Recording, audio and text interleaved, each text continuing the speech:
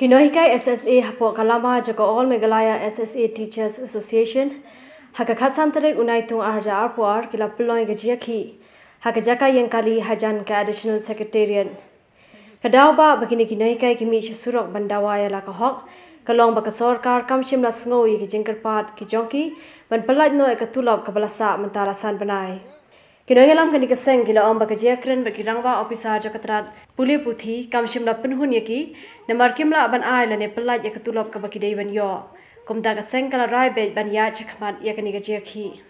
Nakaling jungi kan protes kin penyai di chakmat nimar babalai kumai la ini la khot yakren ningi kamera jong usar rap thang pada secretary jong education department rai ke kumai jing yakren bat i ngimla sumla bangun ban penyang nimar bangi mentang la pending ke selari jungi la san penai mentang kecik pular jungi mene belum melang longbong arbenai kin siu no ya kata katulop jungi bat ya kata ngam up lakon mulo sita yo warta yo dei na taka daun nakaling jungi ka perlong artatin nimar wat ketika financial year ka barim jong u benai fe pat mai su adu mata ke mat sebla ban clear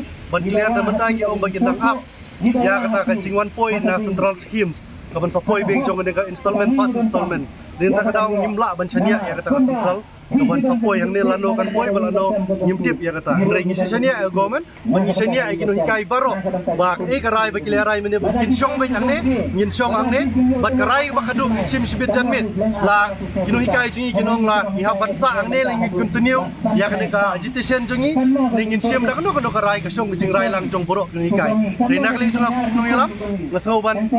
sim collective decision bayak bangila yo ya ka jingkran na ki he jong Education Department ngim semuhun bat ngin pediang ngin num pediang ngin ya sakmat ya kene jingi ki jungi ba di wi kembagitan ahli de gini jangan itu sosial ini belum bisa berbicara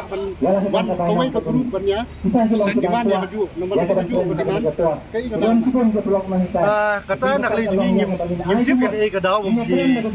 diman nak lagi jungi dan ngim bangidon artli reba ya diman jungi diman ya kabangilo iya memerna menharne ki demani ki ya enhancement but ya kata shifting of post to the government post ringi mentang iwan hangne kum ki teachers association nak le juki gran ka school association dari ke jingya fair hang ta ngidon ba ka school ka yang lengba jong ka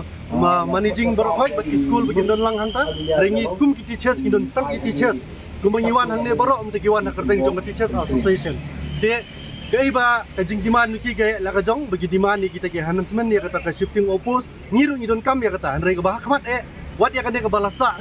ka tulok jungi ka bainong tre ka jungi san penai kim syabla patla ban siu kajing sang ngidon kam su ban mi surok nomor bangi la di lupa kinong tre jungi bangidon kam ban up ban haban dawa ya ka tulok jungi ri baki la de ban tip kum ki kini ki pa ban penbiang ngi kinong tre yangi ke kun ki badon ha kane ka government andre babalai bangi mi artli ko mo mapi meki ki diman la ka jong ka diman ni diman la ka jong ka diman hendrai menta ko bangilawan mene bene kendu ya i secretary jong education ni kendu lang ye lang bar ngila sim ya ka jong karai nak leng jukiru kimhun ban nak leng jungiru kimhun ya kataka arbanai.